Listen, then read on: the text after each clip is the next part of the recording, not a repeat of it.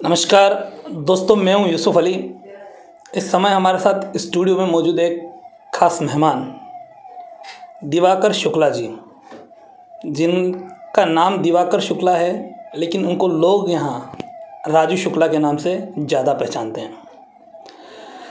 राजू शुक्ला जी किसी नाम के मोहताज इसलिए नहीं है कि अपनी एक संस्था वो पिछले कई सालों से चलाते हैं और उसके तहत कई लोगों के भले के लिए काम करते चले आ रहे हैं। राजनीतिक पार्टियों से भी इनका सरोकार रह चुका है। कई लंबे समय तक बहुजन विकास आघाड़ी यहाँ की सत्ताधारी पार्टी के वो कार्यकर्ता रह चुके हैं। अभी हाल ही में अपने निजी कारणों से उन्होंने पार्टी छोड़ दी और फिलहाल किसी पार्टी के बैनर तले नहीं है। लेकिन कहीं ना कहीं मार्केट में चर्चाओं का बाजार भी गर्म है, तो ऐसा सुनने में भी आ रहा है कि वो शिवसेना में शायद पक्ष प्रवेश कर सकते हैं। अभी उनसे मुलाकात में इन बातों पे चर्चा करेंगे। सीधे चलते हैं राजू भैया के पास। राजू भैया नमस्कार। नमस्कार सर, नमस्कार। राजू भैया, आप अपना थोड़ा परिचय पहले दीजिए कि संस्था के मार्फत आप क्या सामाजिक कार्य करते हैं, उसकी जानकारी। नमस्कार, मेरा नाम दिवाकर शुक्ला और मुझे लोग राजू शुक्ला से जानते हैं। जन सेवा संस्था एक NGO के माध्यम से मैं अगले 5 साल से नाला सुपारा बसे बाजार की जनता की सेवा कर रहा हूं। आप लोग के बीच में कार्यरत हूं। राजू भैया, आप जन सेवा करते हैं, उसके साथ राजनीति में आपको काफ़ी दिलचस्पी है। पिछले लंबे समय से आप बहुजन विकास आघाड़ी से जुड़े हुए थे, सक्रिय राजनीति में, और आने वाले समय में भी सक्रियता से हमने जहाँ तक सुना है, आपने अपना बोलते हैं कि बंद पत्ता खोला नहीं है, लेकिन ऐसा सुना है कि आप भी किसी वार्ड से इच्छुक उम्मीदवार नगर सेवक चुनाव में है, तो उस बारे में क्या कहेंगे? जनता की सेवा करने के लिए हमको पावर चाहिए। किसी का रोड, रास्ता, गटर, नाली या स्कूल में एडमिशन या हॉस्पिटल में कोई एडमिट है, कराना है, तो हमको पार्टी का सपोर्ट लेना पड़ता है। तो मैं अगले 5 सालों से बहुजन विकास आघाड़ी पार्टी में था। शहर उप सचिव के पद पे मैं था। अभी कुछ, जैसा आपने कहा कि कुछ निजी कारणों से मैं पार्टी को छोड़ दिया हूँ। आप खुलासा करना चाहेंगे क्या निजी कारण थे? निजी कारण कुछ नहीं था। बीच में आपने एक विषय सुना होगा कि एक हमारी बिल्डिंग में रहते थे राकेश विश्वकर्मा जी, उनका कुछ पैसा छिनौती हो गया था। वो विषय को लेकर मैं पुलिस स्टेशन गया था। वहाँ मेरे साथ बदतमीजी हुई, पुलिस वालों ने किया, तो पार्टी के पदाधिकारियों ने मेरी मदद नहीं की। और जब मैं उनके ऊपर दबाव बनाना चालू किया तो कुछ पार्टी के यहाँ के नाला सुपारा के पदाधिकारी मुझे दबाव बनाने लगे कि आप ये विषय से हट जाइए। तो मेरा भी मान सम्मान था, मेरे पीछे भी कुछ लोग थे। मुझे लगा कि जहाँ मदद करनी चाहिए वहाँ विरोध करें, तो इसलिए मैंने पार्टी का परित्याग कर दिया, पार्टी छोड़ दिया। और जो अफवाहों का बाजार गर्म है कि आप शिवसेना पार्टी में ज्वाइन होने वाले हैं, तो इसमें कितनी सच्चाई है? उस दुख की घड़ी में जब मेरा साथ कोई नहीं दे रहा था, तो शिवसेना पार्टी के यहाँ के पालक मंत्री भूसे साहब, रविंद्र फाटक जी, तालुका अध्यक्ष नीलेश टेम्बुलकर जी, शाहरुख भाई जी अल्पसंख्यक के अध्यक्ष हैं नगर पालिका के, वो लोगों ने मेरी मदद की और भूसे साहब से मेरी कंप्लेन दिलवाई। इस वजह से मेरा लगाव उस पार्टी की तरफ बढ़ा कि जो अपना दुख की मदद करे दुख में, उसके तरफ जाना चाहिए। तो उसी हिसाब से अभी मेरा बातचीत चालू है, वहाँ पे लोगों की ज्वाइनिंग चालू है। कुछ विषयों को लेकर मेरी बातचीत चले, जैसा कि आपने कहा कि मैं इच्छुक उम्मीदवार हूँ, तो इच्छुक उम्मीदवार मैं 2-3 वार्ड से हूँ।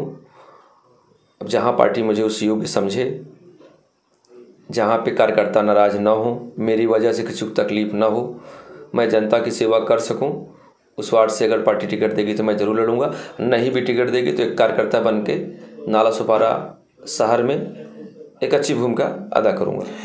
अब बात करते हैं चुनाव लड़ने या नहीं लड़ने का। आपने जब बोला कि आप किसी भी सूरत में चुनाव लड़ेंगे, चाहे कोई पार्टी आपको टिकट दे या ना दे, तो इस पर मेरा एक सवाल है कि जिस भी वार्ड को आप सोच रहे, आपकी सोच में है, आप पत्ते अभी नहीं खोल रहे हैं, जो भी वार्ड हो, तो उस वार्ड की जनता आपको यानी राजू शुक्ला को वोट क्यों करे?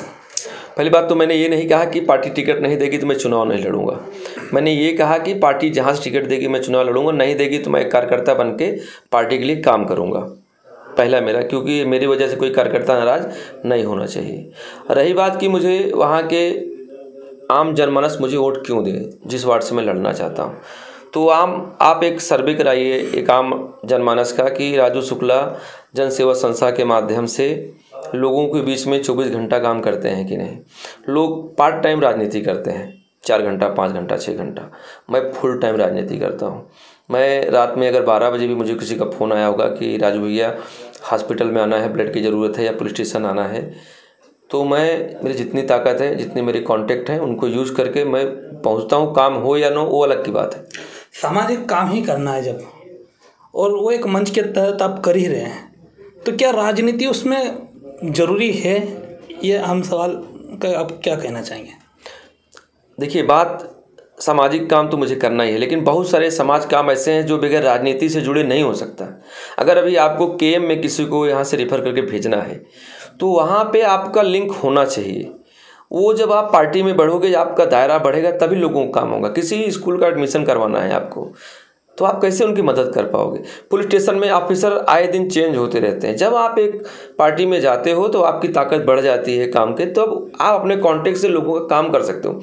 बाकी राजनीति में जाने की मेरी कोई दूसरी इच्छा नहीं है कि मुझे वहाँ जाके मंत्री पद लेना है या करना है, लेकिन मैं आम जनता की जो समस्या है, जिससे मैं उनसे जुड़ा हूँ, वो काम करने के लिए मुझे किसी न किसी पार्टी का दामन थामना है, और दामन थाम के उनके कॉन्टेक्ट से जनता की सेवा करना है।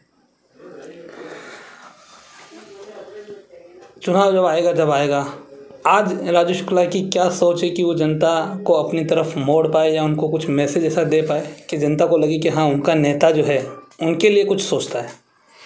देखो, मैं अभी नेता नहीं हूँ, मेरे सभी भाई हैं, किसी का मैं बेटा हूँ, किसी का दोस्त हूँ। इस हिसाब से मैं बात करता हूँ कि अगले 10 सालों में आपने एक पार्टी को बढ़िया मत दिया, बहुमत से जिताया, विश्वास किए। मेरे हिसाब से सत्ता परिवर्तन होना चाहिए। सत्ता परिवर्तन होगा तो लोगों की अहमियत पता चलेगी। जिस हिसाब से विकास होना चाहिए, नाला सुपारा का विकास नहीं हुआ है। नाला सुपारा में आज भी रोडें टूटी हुई हैं, लाइट की आप दुर्दशा देख लीजिए क्या है। बस समय पे नहीं है, एक भी नाला सुपारा में कॉलेज नहीं है, बड़ी हॉस्पिटल नहीं है, सुविधा के नाम पे यहाँ कुछ नहीं है। एक पुलिस स्टेशन तक यहाँ ऐसा नहीं है जहाँ हम अपनी आप समस्या बता सकते हैं। एक रजिस्ट्रेशन ऑफिस तक नहीं है। आप किसी भी तरीक़ा का डेवलपमेंट आप नहीं बोल सकते। समझ लीजिए, शमशान तक नहीं था। एक बीच में मैं मुद्दा उठाया था, शमशान के लिए काम हुआ। बीच में मैं कब्रिस्तान का मुद्दा उठाया था, जिसके लिए मेरी बहुत सारी बात भी हुई। ये सब हमारी आम ज़रूरतें हैं, ये यहाँ की जनता की आम ज़रूरत है। विद्यालय, हॉस्पिटल, कब्रिस्तान, पुलिस स्टेशन, ये हमको दे दीजिए, चाहे जो पार्टी दे दे। तो सवाल मेरा ये इससे अगला कि बहुजन विकास आघाड़ी में रहते हुए आपने इस तरह के सवाल कभी पार्टी में उठाए थे? और उठाए थे अगर, तो उसके ऊपर पार्टी की प्रतिक्रिया और पार्टी का आउटकम क्या था? देखिए, मैं जब बहुजन विकास आघाड़ी पार्टी में था तब मैं शमशान का मुद्दा उठाया था। शमशान के मुद्दे पे काम हुआ है, आप तुले में चले जाइएगा, मेरा लेटर पड़ा हुआ है और काम हुआ है उस पर। यहाँ पे जो फ्री का जोन था, फ्री जोन नहीं है, जिस पे स्टेशन में आने जाने के लिए बहुत तकलीफ होती है, ये मुद्दा उठाया था। ट्रैफिक का मुद्दा उठाया था, संतोष भवन का। लाइट का, ट्रांसफार्मर का मुद्दा ओसवाल का उठाया था। हॉस्पिटल का भी मुद्दा उठाया था। ऐसे बहुत सारे मुद्दा उठाया था और मैं वहाँ पे संपर्क किया। अभी कब्रिस्तान का भी मुद्दा उठाया हूँ मैं, बहुजन में था तो ही उठाया था, लेकिन काम नहीं हुआ है। बहुत सारे मुद्दे ऐसे हैं कि जो नहीं हो पाते।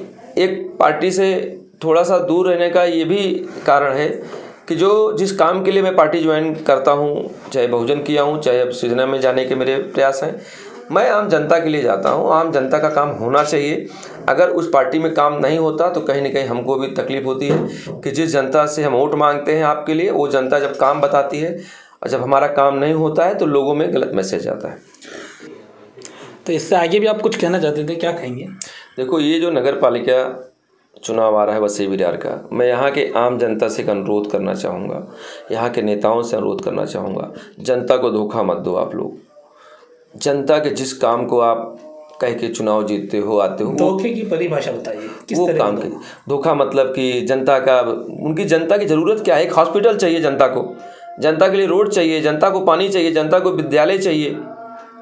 इतना बड़ा नाला सुपारा शहर है, एक विधानसभा है हमारी नाला सुपारा। एक एक वार्ड में कितने पैसे निकाले जाते हैं कभी आपको पता नहीं होगा। कभी एक RTI मेरे तो आपको मालूम पड़ेगा कि वार्ड में कितना पैसा 5 साल में आया है। उसके बदले में वार्ड में काम क्या हुआ है। आप कभी देखिए एक रोड का स्ट्रीट लाइट आपको दिखेगा, बड़ा रोड का जितनी लाइटें हैं सब आज बंद है रिपेयरिंग का, किसके पास आप जाओगे? जो अधिकारी हैं वो सिर्फ नेता का सुनते हैं, जनता का सुनते नहीं हैं, और नेता जो है यहाँ मिलते नहीं। आप बताइए कोरोना काल से जिस वार्ड में हम बैठे हैं, इस वार्ड में यहाँ का नगर सेवक, यहाँ का सभापति कभी आया आपको मिलने? नहीं आया। मतलब कहना जाए अगर आप मार्किंग अपने हिसाब से दे रहे हो तो आपके हिसाब से तो जिस हिसाब से आप बात कर रहे हो तो 1 या 2 मार्क से आप ज़्यादा नहीं आगे बढ़ पा रहे हैं। मैं ये कहना चाह रहा हूँ कि आप अपने बीच का नगर सेवक बनाइए, कोई बाहर का मत बनाइए, जो आपके बीच में रहता हो, जिसके आपके समस्याओं को पता हो। कल को अगर वही नगर सेवक बीच से साइड लाइन हो गया तो इसकी क्या गारंटी कि वो नगर सेवक बनने के बाद में साइड नहीं होगा? देखो उसका भी ट्रम्प खत्म होगा। हर चीज़ का एक है, आप ये तो नहीं कह सकते। इसीलिए अभी देख के नगर सेवक चुनिए जो आपके बीच में रहता है, जो आपके अगल बगल रहता हो, जब आपको पकड़ सको, जिसको आपके बारे में पानी की मालूमात हो, रोड का मालूमात हो, कहाँ पे लोग खड़े हैं, पुलिस की जानकारी हो। ऐसे नगर सेवक चुनिए। ऐसे नगर सेवक मत चुनिए कि पता लगा कि वो वसई में रहते हैं, वो बिरार में रहते हैं और आपको वहाँ जाना पड़े। आपका इशारा बेसिकली क्या है कि पार्टी सिर्फ नहीं देखिए, पर्सन देखिए। हाँ, मेरा ये कहना है कि आपके बीच के अपने भाई को जिताइए। जो आपका भाई आपके बीच में खड़ा है उसको मत दीजिए। वो ये मत देखिए कि वो पैसे में स्ट्रांग है कि नहीं है, उसकी क्या है, वो आपके लिए खड़ा है, ये बड़ी बात है। और जब उसको आप पावर दोगे, नेता बनाओगे, तो नेता बन के निकलेगा और आपकी आवाज़ उठाएगा महानगर पालिका में, वो आपका काम होगा। ऐसे नेता को मत चुन के दीजिएगा कि 5 साल आपको पछताना पड़े कि मैं ऑफिस में गया, वो मुझे नहीं मिले। तो ये हम बात कर रहे थे राजू शुक्ला, दिवाकर शुक्ला से, और उन्होंने किस तरह से बेबाकी से अपनी बातें रखी। और एक बहुत ही अहम पॉइंट आखिर में उन्होंने कहा है कि होता है क्या है, अक्सर ऐसा देखा जाता है कि बड़ी बड़ी पार्टियां जो है वो क्षेत्र के ऊपर बाहरी प्रत्याशी लाद देती है। वो प्रत्याशी थोपा हुआ प्रत्याशी फिर उस क्षेत्र में जीतने के बाद कभी दिखाई नहीं देता है। वो तभी दिखाई देता है जब चुनाव आए। तो कहीं ना कहीं इन चीज़ों को ध्यान में रखकर आने वाले चुनाव, यही हम कह सकते हैं कि चुनाव वसई विरार के अब मायने काफ़ी बदलने वाले हैं। जिस तरह से वसई विरार का ट्रेंड पहले चलता था, शायद अब उसके उलट कुछ हवा चलने वाली है। इतना ही कहूँगा। राजू भैया, आप हमारे स्टूडियो में आए उसके लिए आपका बहुत बहुत धन्यवाद। और भी वीडियो को देखने के लिए चैनल को सब्सक्राइब करें, बेल आइकन को दबाएं, वीडियो को लाइक और शेयर जरूर करें।